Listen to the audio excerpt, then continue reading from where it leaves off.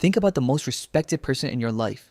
Not the nicest person, not the most successful person, the one whose opinion of you actually cost you something. Now ask yourself something. Most people never stop to ask. Why do you respect them so much? Is it because they praised you? No. Is it because they were always kind? Not exactly. It's because somewhere deep in the wiring of your brain, you are slightly afraid of disappointing them, and that feeling, that quiet, almost invisible fear, is one of the most powerful psychological forces ever studied in human behavior. It has a name, it has a mechanism, and once you understand it, you will never look at respect the same way again. For thousands of years, across every culture, every civilization, every era of human history, there have always been people who commanded rooms without raising their voice. People who, when they walked in, the energy shifted. Not because they were the loudest, not because they were the most aggressive, but because everyone around them carried one silent thought. I don't want to let this person down. Psychologists have been studying this phenomenon for decades, and what they found is both fascinating and deeply, deeply dark. Because the same psychological loop, the one that creates the world's most respected leaders, mentors, and figures, is also the exact mechanism used by the world's most dangerous manipulators. Same brain circuit, same trigger, completely opposite intentions. Today, we're going to go inside both. By the end of this video, you will understand why certain people command lifelong respect without demanding it, why your brain assigns enormous weight to specific people's opinions and almost none to others. And you will know, for the first time, exactly what is happening inside your mind every time you feel that quiet fear of letting someone down. Let's start with something that will immediately reframe how you think about respect. In behavioral psychology, there is a concept called the approach-avoidance conflict. It sounds complicated, it isn't. Here's what it means in plain language. When your brain encounters something it is simultaneously drawn toward and slightly cautious of, it enters a state of heightened attention. Your focus sharpens, your awareness locks in, and the thing causing that dual response gets assigned enormous psychological weight. It matters more, it means more, and you, without any conscious decision, begin to care deeply about what it thinks of you. This is not a theory, this is measurable brain activity, and it explains something that should feel deeply familiar to you. The people you respect most in your life are almost never the people who only made you feel safe. They're the people who made you feel like you had something to prove. Now, here's where it gets dark, because the same mechanism, this approach avoidance loop, doesn't require someone to be good. It doesn't require them to be wise. It doesn't even require them to care about you. It just requires one thing: consequence. If being around someone carries the possibility of a consequence, even a small one, even just a consequence of their disappointment, your brain treats them differently, permanently. This is why people respect their toughest teachers for decades. This is why soldiers revere commanders who never smiled at them. This is why, and this is the part that should disturb you, this is exactly why abuse victims sometimes feel profound respect for the people who hurt them most. Same circuit, same trigger. The brain doesn't judge the source, it just responds to the pattern. In feudal Japan, there was a concept baked into the entire structure of martial training. The master, the sensei, almost never praised.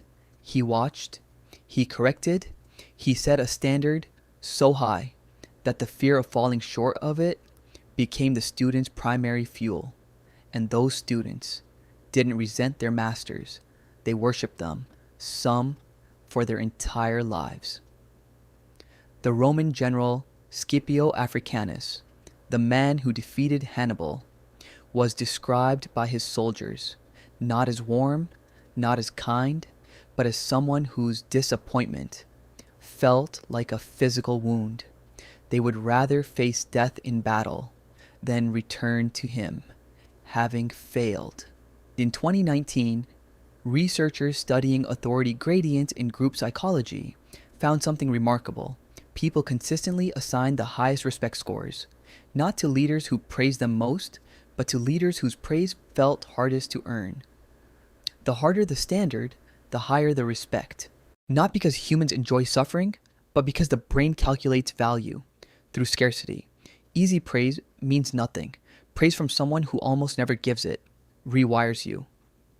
Now, we need to talk about the shadow side of this, because everything I just described, the consequence loop, the approach avoidance circuit, the fear of disappointment, all of it can be engineered deliberately, coldly, and it is every single day. Psychologists who study coercive control. The psychological mechanism behind abusive relationships have identified something chilling. The most effective abusers don't lead with cruelty, they lead with standards, high ones that feel meaningful, ones that make you want to rise to them.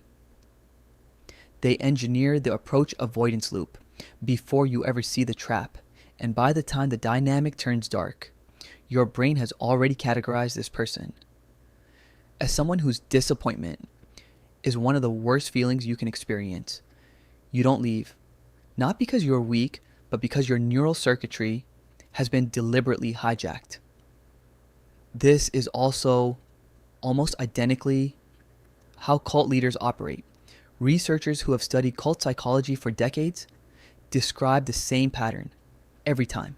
The leader creates standards, creates the fear of falling short, creates a devastating weight of their disappointment, and then uses that weight as a leash. I'm telling you this, not to frighten you. I'm telling you this because the first step to protecting your mind is understanding the exact mechanism that makes it vulnerable. So now you understand the mechanism. The question becomes, how do you use this ethically? How do you naturally command the kind of respect that makes people rise, rather than the kind that makes them shrink? There are 3 things, only 3, and they're simpler than you think. Number 1, hold a standard and mean it. Most people set standards and then quietly abandon them when following through feels uncomfortable. The moment you do that, your psychological weight drops to 0. The brain doesn't respect standards, it respects consistency. Number 2, let your silence speak. The most psychologically powerful thing you can do after someone falls short of your standard is not yell, not lecture, not explain, just go quiet, look at them, and let the anticipation of your judgment do more work than any words ever could. Number 3, make your approval genuinely rare, not fake rare, not withheld as manipulation, genuinely, authentically rare, because your standards are real, and only excellence meets them. When you praise rarely, your praise becomes currency. When you praise everything, your approval is worthless. And here's a psychological truth that closes this entire loop. People don't just want your respect. They want to feel like they earned something that not everyone gets. That feeling, that earned, hard-won, almost afraid to hope for approval, is one of the most powerful motivational forces in human psychology. Use it wisely, use it ethically, and you will never need to demand respect again. Go back to that person you thought of at the very beginning of this video, the one whose disappointment cost you something. Now you know what's actually happening in your brain when you think of them. You know the circuit, you know the mechanism, you know why they have that weight in your life. And here's the final thought I'll leave you with. The most respected people in history never asked for respect. They simply lived by a standard. so consistent, so real, so uncompromising that the people around them had no choice but to feel its gravity. Respect isn't performed, it isn't demanded, it isn't even earned. In the traditional sense, it is the natural consequence of a mind that has decided what it stands for and never, ever flinches from it.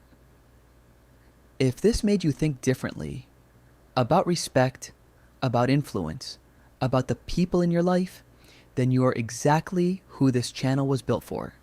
Subscribe to Neural Fire, because next week we're going into something even darker. And trust me, you won't want to miss it.